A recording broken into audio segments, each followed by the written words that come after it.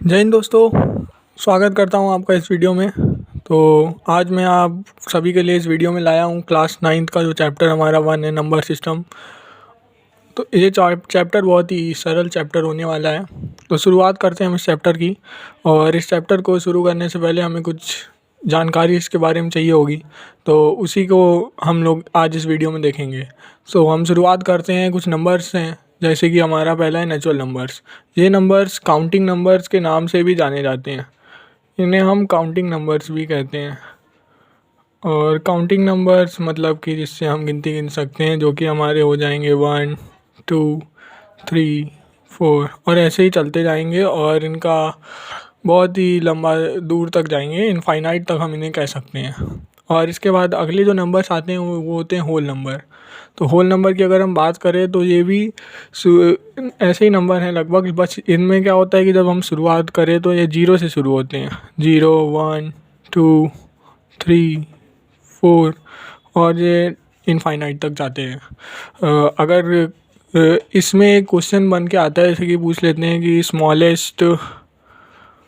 Smallest whole number कौन सा है। तो स्मॉलेस्ट होल नंबर हम बताएंगे कि हमारा 0 है स्मॉलेस्ट होल नंबर।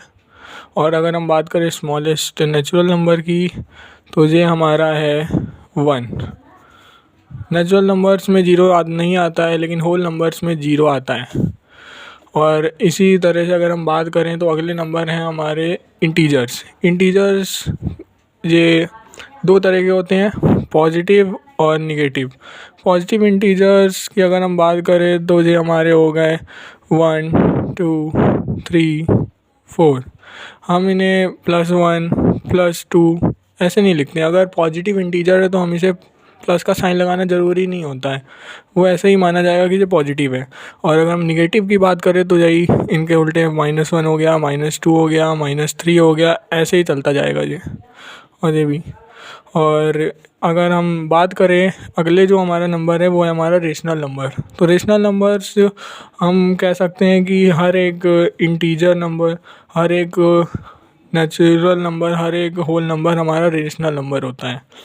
मतलब कि जैसे कि आपने देखा होगा एक फ्रैक्शन नंबर जिसे हम कहते हैं, जो कि हमारा हो गया जैसे 2/5, ये भी है हमारा रेशनल नंबर।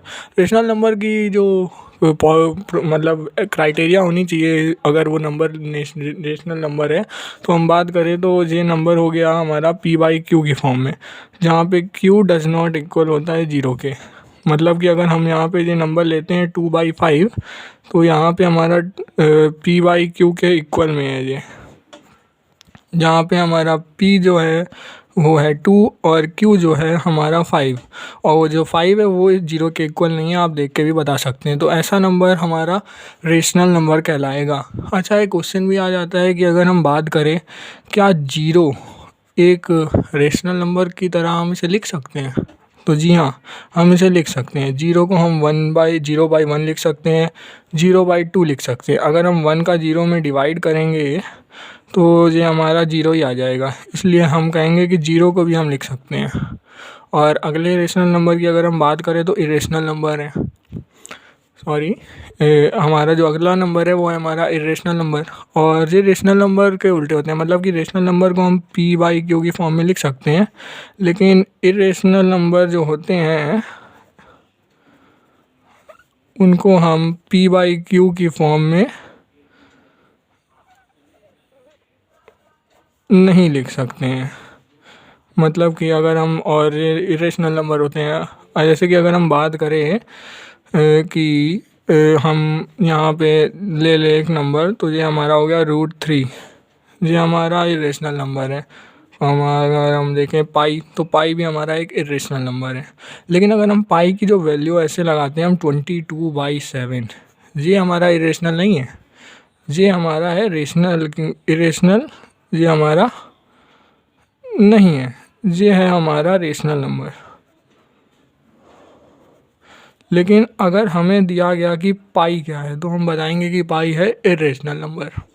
और इसी तरह अगर हम अगला नंबर देखें तो हमारी बात आती है प्राइम नंबर्स पे। तो प्राइम नंबर ऐसे नंबर्स होते हैं जो कि डिविजिबल होंगे 1 से एंड इटसेल्फ, मतलब जो नंबर अपने आप से डिविजिबल होंगे और 1 से डिविजिबल होंगे। जैसे कि अगर हम बात करें 2, 3, 5। 2 जो है 1 से डिविजिबल है, 2 से डिविजिबल है। 3 जो है 1 से डिविजिबल है, 3 से डिविजिबल है। 5 जो है 1 से डिविजिबल है, 5 से डिविजिबल है। इसके अलावा ये और किसी भी नंबर से डिविजिबल नहीं है, इसलिए हम इन्हें प्राइम नंबर्स कहेंगे। और उसी के बाद अगर हम इसके कॉन्ट्रास्ट में बात करें तो एक और नंबर आता है जो कि होता है कंपोजिट नंबर। कंपोजिट नंबर वो नंबर होते हैं जो कि अपने आप से भी डिवाइड होते हैं, मतलब कि अपने आप 1 से और भी नंबरों से डिवाइड होते हैं। जैसे कि हो गया हमारा 4। 4 जो है 1 से डिवाइड है, 2 से डिवाइड है और इटसेल्फ भी डिवाइड है। तो ये नंबर हमारा कंपोजिट नंबर है। और हम बताएं तो 6 हो गया, 9 हो गया, 12 हो गया। इसी तरह और भी नंबर्स हैं। तो अब अगर हम इन्हीं नंबर्स की थोड़ी प्रॉपर्टीज़ के बारे में बात करें तो हमारी पहली प्रॉपर्टी आती है क्लोजर लॉ, जो कि हमारा कहता है कि अगर एडिशन या फिर अगर हम बात करें मल्टीप्लिकेशन, तो अगर हम किसी पॉजिटिव इंटीजर का एडिशन करते हैं या पॉजिटिव इंटीजर का मल्टीप्लिकेशन करते हैं तो वो हमें पॉजिटिव ही मिलेगा। मतलब कि अगर हम यहाँ पे एडिशन की बात करें तो ये कह रहा है कि a प्लस बी रखें और ये दोनों अगर पॉजिटिव हैं तो ये हमें पॉजिटिव ही मिलेंगे। और मल्टीप्लिकेशन में ये कहता है कि अगर हम a इंटू बी करते हैं और ये दोनों इंटीजर पॉजिटिव हैं तो हमें जो मिलेगा वो भी हमारा पॉजिटिव नंबर ही होगा। और इसी के साथ अगर हम अपनी अगले लॉ की ओर जाएं तो वो है हमारा कम्यूटेटिव लॉ। ये भी एडिशन और मल्टीप्लिकेशन दोनों में ही एप्लीकेबल है। और कम्यूटेटिव लॉ हमें कहता है कि अगर हम एडिशन में बात करें तो हम अगर जैसे कोई भी नंबर ले लें 2 + 5, और अगर हम इसको 2 + 5 को अगर हम 2 + 5 ऐड करते हैं तो हमें 7 मिलता है। और अगर हम कह दें कि 5 + 2 ऐड करें तो भी हमें 7 ही मिलेगा। ये बस इतना कहना चाहता है कि अगर हम किसी भी दो पॉजिटिव इंटीजर का सम करते हैं तो वो उनके ऑर्डर पे डिपेंड नहीं करता है। अगर आप उसका ऑर्डर चेंज कर देते हैं तो हमें वही नंबर मिलता है। मतलब कि a + b इक्वल होगा b + a के। और अगर हम मल्टीप्लाई की बात करें तो ये कहता है कि अगर हम 2 × 5 करें तो हमारा आ जाता है 10, और 5 × 2 करें तो भी हमारा आता है 10। तो इससे ये हमें कहता है कि a × b इक्वल होगा b × a। अगर हम दोनों की जगह इंटरचेंज कर दें तो कोई ज़्यादा अंतर आने नहीं वाला है। यही हमारा कम्यूटेटिव लॉ है। और इसी के बाद अगर हम अपने अगले लॉ की बात करें एसोसिएटिव लॉ, तो ये दोनों ही एडिशन और मल्टीप्लिकेशन में ये भी एप्लीकेबल है। इसमें एडिशन में ये कहता है कि अगर हम दो नंबर ले लें जैसे 2 + 3, ये ब्रैकेट में है, और +5, इसका सम जो आएगा वो कितना आएगा 2 + 3 5 और 5 + 5 हो गया हमारा 10। और अगर हम इसको यूँ लिख दें 2 प्लस ब्रैकेट में 3 + 5 तो ये भी हमारा आएगा 10। तो ये हमें कहता है कि अगर हम a + b ब्रैकेट में प्लस c हमारा इक्वल होगा a + b + c के, अगर हम उनका एडिशन चाहे जैसे भी करें इक्वल ही आएगा दोनों कंडीशन में। और अगर हम आगे बात करें मल्टीप्लिकेशन में तो मल्टीप्लिकेशन में भी यही कहता है कि 2 × 5 × 2 करें तो हमारा ये आ जाएगा 5 × 10 × 2 = 20।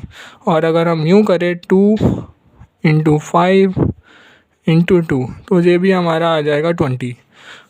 तो मल्टीप्लिकेशन में भी कोई भी उसके ऑर्डर पे डिपेंड नहीं है, आपका आंसर जो आने वाला है लास्ट में वो दोनों ही टेक्निक में सेम आने वाला है। तो ये यहाँ पे कह रहा है कि a × b × c ब्रैकेट में इक्वल होगा a × b in bracket × c। मतलब कि LHS हमारा इक्वल आएगा RHS में, चाहे हम कैसे भी करें अगर मल्टीप्लिकेशन है। अगला हमारा लॉ आता है डिस्ट्रीब्यूटिव लॉ। ये लॉ केवल आपको देखने को मिलेगा मल्टीप्लिकेशन में, इसके एडिशन में आपको कहीं देखने को कोई संभावना नहीं है। तो ये हमारा कहता है कि a × b + c इक्वल होगा a × b plus A into C के।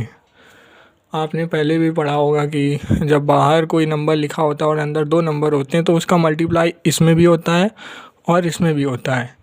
तो ये वही प्रॉपर्टी हमारी डिस्ट्रीब्यूटिव लॉ कहलाता है। जैसे कि आपने देखा होगा कि यहाँ पे हमने लिख दिया 2, यहाँ पे 3 + 4 और ये इक्वल होगा हमारा इसके 2 × 3 + 2 × 4 के। सॉल्व करके देख लीजिए। 2 + 3, 2 3 और 4 7, 7 × 2 = 14 और इधर हमारा 2 × 3 हो गया 6 और 2 4 = 8। ये भी हमारा आ गया 14। तो हमारा LHS जो है वो इक्वल है RHS के।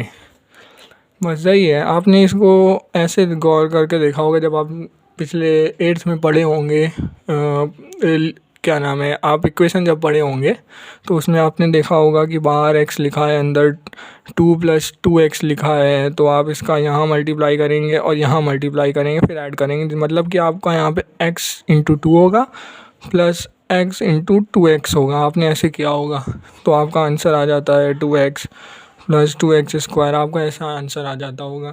ये हमारी डिस्ट्रीब्यूटिव प्रॉपर्टी के अंदर आता है।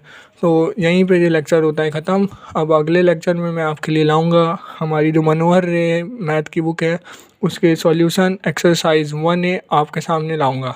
तब तक के लिए take care, keep learning together, we can we will. Bye bye.